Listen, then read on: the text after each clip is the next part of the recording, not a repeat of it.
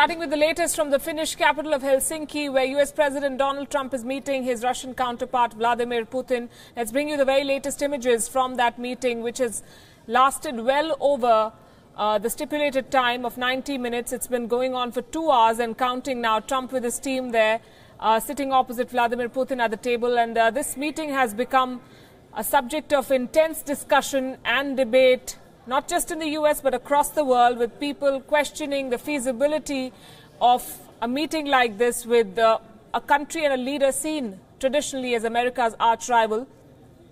But then there are others who swear by Trump's ways of conducting diplomacy and believe that talking is the best way forward. This meeting has been going on. We are waiting for details to emerge from what has transpired between the two leaders. They did give us some hints, though, earlier, as Donald Trump said that the expectations were to be low. The stakes are high, expectations low. He also blamed, controversially, he blamed Washington for poor ties with Russia, and that has not gone down well with the policy hawks and politicians in Washington. Hillary Clinton tweeting about the World Cup, Football World Cup, saying, does the US president know which team he's playing on? Remember, he's come under a lot of controversy from the word go, from his election, which many said was rigged by Russia to favor Donald Trump. Many have gone on to call him a Russian stooge.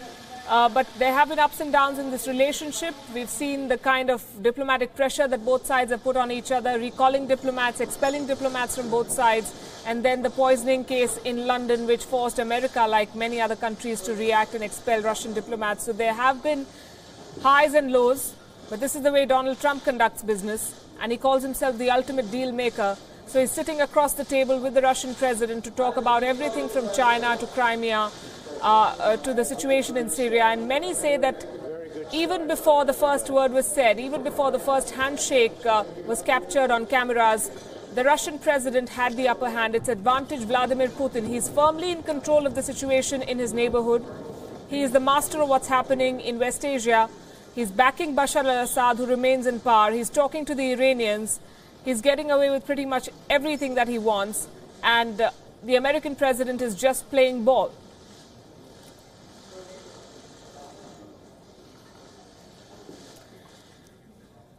And joining us now to shed more light on how the Americans look at it is Ray Locker from USA Today.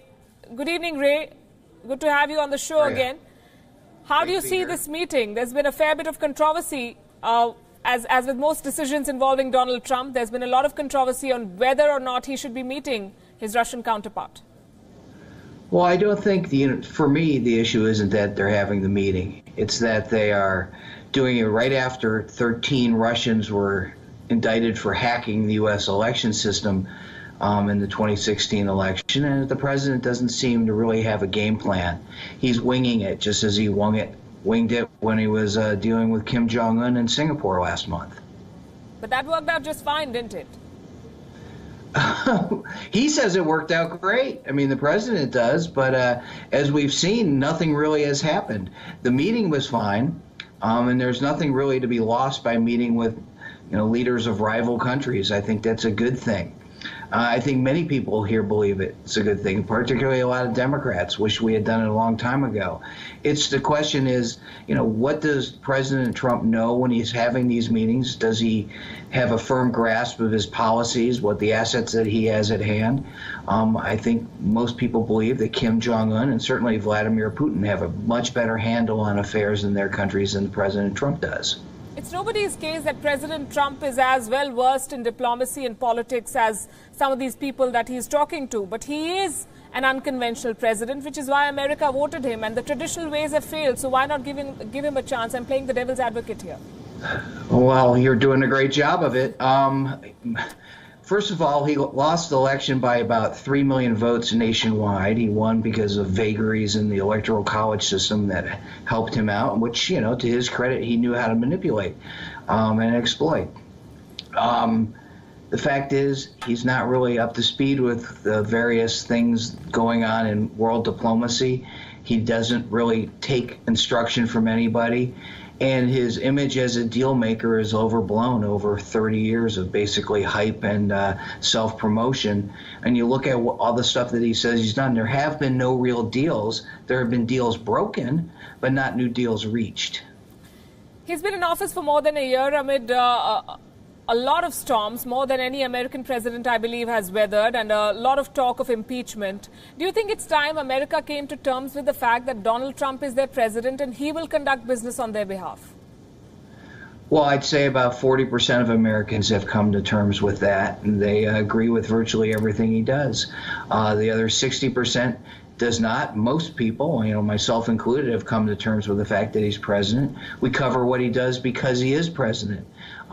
Some of the things that he says, if they were said by anybody else, we would ignore. We don't ignore them because he's the president of the United States, and he makes tremendous number of decisions every day. He has more information than most people have at their disposal, and he also has the ability to launch nuclear weapons whenever he wants. So he must be dealt with. He must be paid attention to, and I think most people do that, some of them begrudgingly, but most people do that.